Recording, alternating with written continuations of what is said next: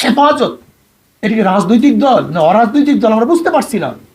আমি হেফাজতের দায়িত্বশীলকে বলবো, আপনারা অবশ্যই হেফাজতকে রাজনৈতিক দল হিসাবে স্বীকৃতি দেন, ঘোষণা দেন, তাহলে আমরা মনে করবো এটা রাজনৈতিক দল। কিন্তু স্পষ্ট করতে হবে এটা আমাদের সমস্যা, এটা সমস্যা। আমি অরাজনৈতিক দল যদি প্রোগ্রাম দিই রাজনীতিক, সমস্যা হয়। এর জন্য আমি আমার শ্রদ্ধাভাজন সেরে তাজ ওলামায়ে কেরামকে বলবো, যে যে কাজ করব স্পষ্ট বলবো আমি এই কাজ করতে চাই, এইটা আমার এই কাজ।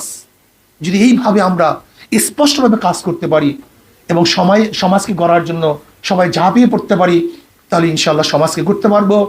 আর এই আন্দোলনে, এই বৈষম্য বিরোধী আন্দোলনে এবার ওলামায়ে কেরামের ভূমিকা, তোলাবাদের ভূমিকা সবচেয়ে বেশি ছিল, সর্বজ্ঞ ছিল, এবং আমার সশরীরে আন্দোলনে ঝাঁপিয়ে পড়েছিলাম। কাজে আমি বৈষম্য বিরোধী আন্দোলনের সমস্ত সাথীদেরকে বলবো, যারা আন্দোলনে অংশগ্রহণ করেছেন, পরামর্শের সময় আমাদেরকে বাদ দিয়ে যেন কোনো পরামর্শ না করা হয়। আর একটা কথা মনে রাখতে হবে, এই আন্দোলন শুধু ছাত্ররাই অংশগ্রহণ করে নাই, এক সময় ছাত্রদের দাবি ছিল, পরবর্তীতে এই দাবি গণ দাবিতে পরিণত হয়েছিল।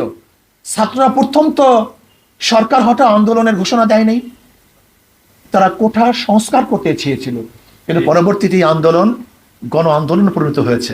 কাজে গণমানুষের সাথে পরামর্শ ছাড়া, ওলামায়ে কেরামের সাথে পরামর্শ ছাড়া এই আন্দোলনে আমরা যে সম্পৃক্ততা ছিলাম, আপনি চিন্তাও করতে পারবেন না আমাদের ভূমিকা যা ছিল। আপনি দেখুন, যখন কেউ ভূমিকা পালন করে নাই, আমরা তখন ভূমিকা পালন করেছিলাম। এই শেখ হাসিনার বিরুদ্ধে যখন কেউ কথা বলতে পারে নাই, তখন আমরা রাস্তায় কথা বলেছিলাম এবং বলেছিলাম আল্লাহ যেন এই দুই চোখে গজব পড়বে সেটা যেন দেখতে পারি। আল্লাহ পাক রব্বুল আলামিন তা কবুল করেছেন।